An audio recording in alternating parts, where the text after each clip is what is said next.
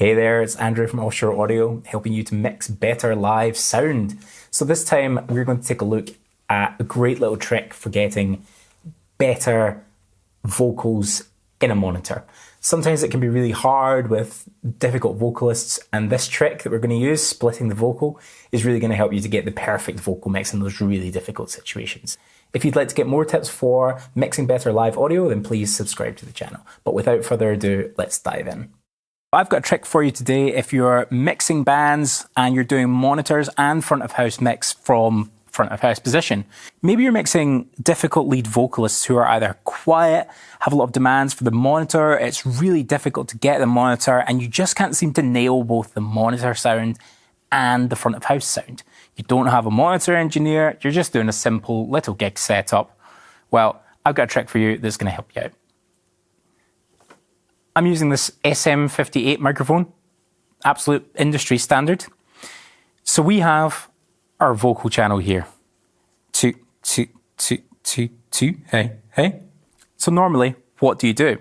You have your vocal, you bring it in, you gain it up, you bring the volume up, two. You begin to EQ. You know, you might come in here, add some high pass filter, you know, maybe you'll cut some lows, cut some high, you know, you'll do your EQ for what you think sounds good in your front of house. And then what? Then the artist asks for their vocal in the monitor, right? So you go to your monitor settings and you give them what they want. You turn up that vocal in the monitor. But where does this monitor send come from? Pre-EQ?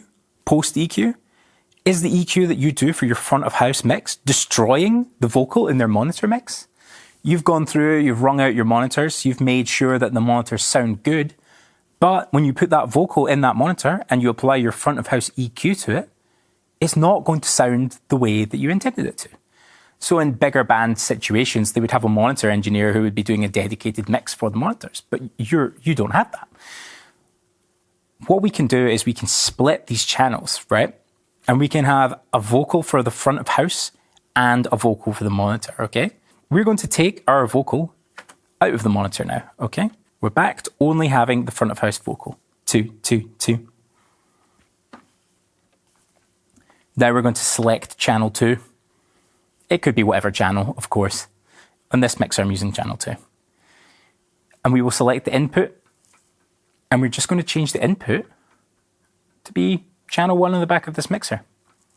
If you aren't comfortable with routing on a digital mixer, I have a video that you can watch. I also have a workshop. You can get the first module for free. We cover all sorts of stuff in that workshop, and you'll be super comfortable with any kind of routing after you take it. Check it out. It's down in the comments. But let's continue. What we've done is we've changed channel 2 to be a double of channel 1. I'm going to do the usual. I'm going to treat channel 2 just like a whole new vocal, even though it's the same microphone. So bring the volume up, two. I've got signal, but do you know what? I'm going to leave the volume fader down. I'm not going to send this vocal to the front of house mix. I'm only going to send this vocal to the monitor mix. And then do you know what I can do?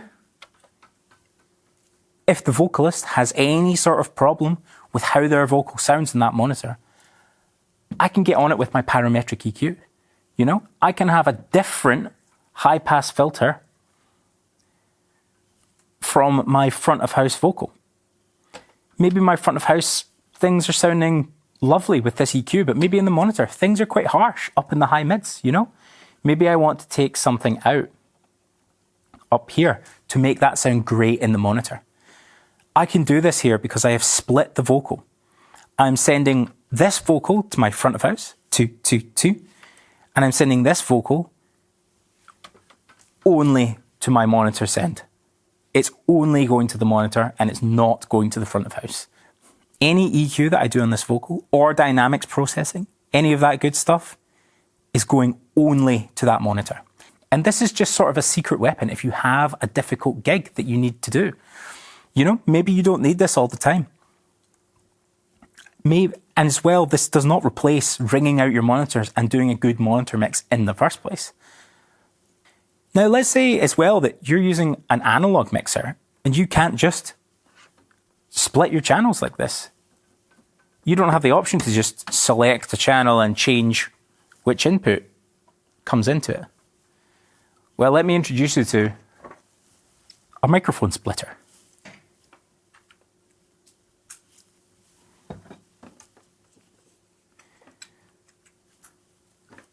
I'm not going to bother setting up the other cable, but needless to say, we would take this cable into input 2 on the back of our mixer. And it could stay as its regular input slot, so this works on analog mixers. You are free to then butcher your EQ however you would like to make that vocalist happy on the stage. Obviously, because of channel counts, you don't go doing this all the time, and if you needed to do this for every channel, that's when you need a monitor engineer. So I hope you found that one helpful.